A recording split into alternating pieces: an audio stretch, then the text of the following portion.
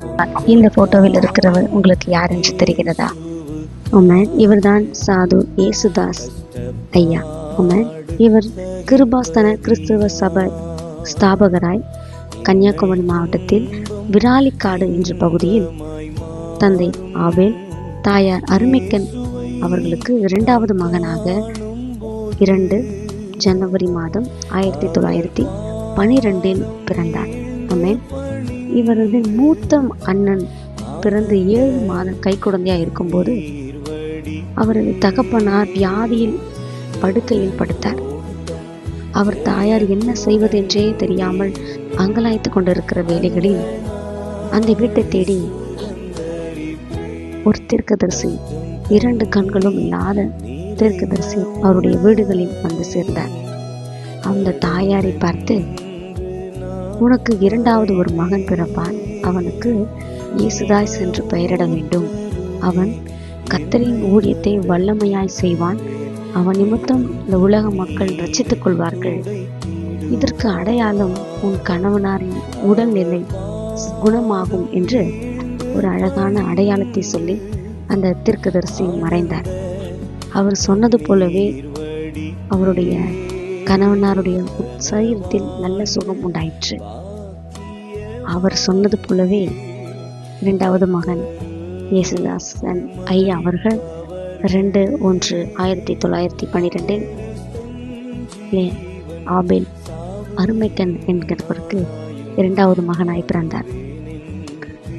அதுக்கடுத்து 3வது ஒரு மகனையும் கர்த்தர் கொடுத்தார். அவர்தான் நல்ல தம்பி. அவன் வாழ்க்கை அழகாக அருமையாக கடந்து சென்றது. சில பிரியாயங்கள், அவருடைய படிப்பின் காரியங்கள் எல்லாம் அழகாய் கடந்து போய்கொண்டே இருந்தது. தன்னுடைய அண்ணன் தம்பி 3 மாத கை குழந்தையா இருக்கும்போது மஞ்சள் காமாலை வியாதியால் அவதிப்பட்டு அவர் மிகவும் படுத்த படுக்கையாய் அந்த குழந்தை மாறியது. இவர் படிப்பின் காரியமாய் வெளி இடங்களுக்கு சென்றபோது வீட்டிற்கு திரும்பி வரும்போது வீட்டின் கதவு பூட்டி கொண்டிருந்தது. அக்கம் பக்கம் விசாரித்து தன் தாயார் எங்கே என்று கேட்டபோது அவர்கள் பக்கத்தில் உள்ள ஆலயத்திற்கு உன் தம்பியை அழைத்து கொண்டு சென்றிருக்கிறார்கள் என்று சொன்ன அந்த வார்த்தையை கேட்டு இவரும் கடந்து சென்றார். அப்பொழுது தன் தம்பியை ஆலயத்தில் வைத்து அழுது கொண்டிருக்கிறவர்களை பார்த்து, இங்கே ஏன் இருக்கிறீர்கள், மருத்துவமனைக்கு அல்லவா செல்ல வேண்டும் என்று சொல்லி மருத்துவமனைக்கு அழைத்து சென்றார். போகிற வழியிலே தன்னுடைய தம்பி மரித்து போனார்.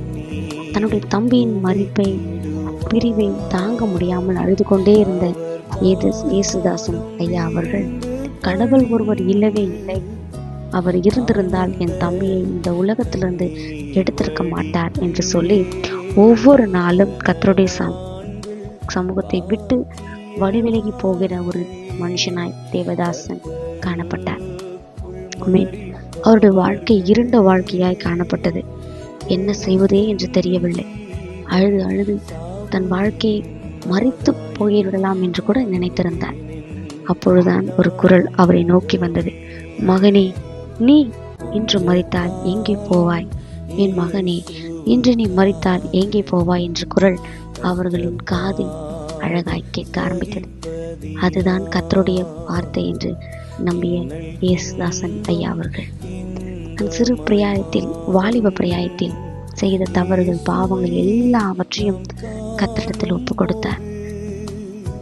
வசனம் சொல்வது நீதிமொழிகள் 28:13, தன் பாவங்களை மறைக்கிறவன் வாழ்வடைய மாட்டான், அவைகளை அறிக்கை செய்துவிட்டு பிறவனோ இரக்கம் பெறுவான். அந்த வார்த்தையின் வண்ணமாகவே கர்த்தருடைய சமூகத்தில் தன் செய்த பாவங்கள் எல்லாவற்றையும் அவர் அறிக்கை செய்தார். முழு தேவ மனிதனாய் மாறினார். 28 வயதில் ஞானஸ்தானத்தை பெற்றார். கர்த்தரின் குரல் அப்பதான் முதலாவது அவரிடத்தில் எழுப்பப்பட்டது. என் மந்தையை நீ மேய்ப்பாயா, என் ஜனங்களை நீ மேய்த்து கொண்டு என்னிடத்தில் வருவாயா என்று கர்த்தர் கேட்டார். கேட்டதற்கு உண்மையாகவே நான் வருவேன், உன் மந்தையை நான் மேய்ப்பேன் என்று சொல்லி பல மணி நேரம் மலைகள் காடுகள் கடந்து ஜப சிந்தனையோடு காணப்பட்டார். காஞ்சரன் கோட்டையில் சபை கட்ட வேண்டும் என்பது கர்த்தருடைய வாக்காயிருந்தது. அதே போலவே அவர் காஞ்சரன் கோட்டையில் கிருபாசன என்ற தேவ ஆலயத்தை முதலில் கட்டி ஆலயத்தை நிறுவினார்.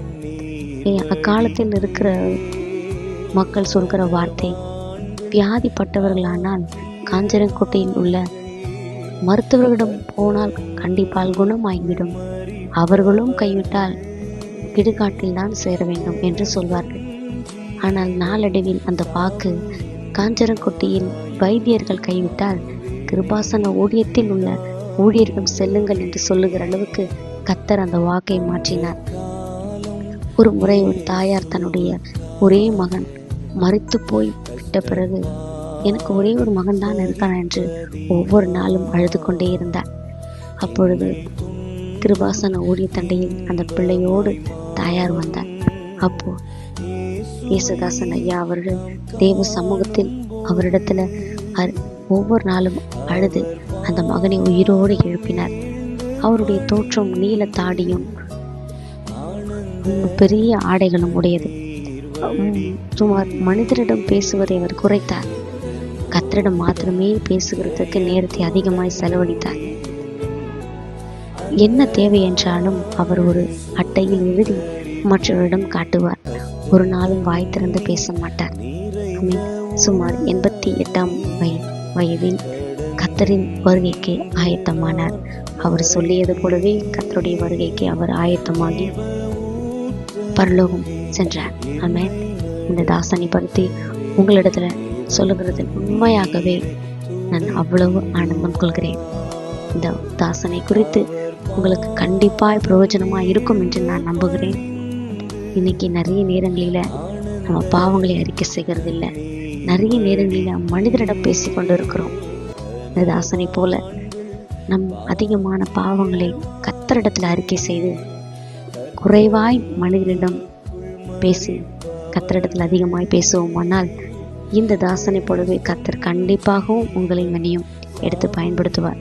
நீங்களும் நானும் கூட இந்த உலகத்தை கலக்குகிறவர்களாய் கண்டிப்பாய் கர்த்தர் மாற்றுவார். இந்த தேவதாசனை குறித்து நீங்கள் கற்றுக்கொண்டது கேட்டது உங்களுக்கு பிரயோஜனமாக இருக்கும் என்று நான் நம்புகிறேன். அடுத்த ஒரு நாட்களில் இன்னொரு தேவதாசனை குறித்து நாம் பார்ப்போம். Praise the Lord.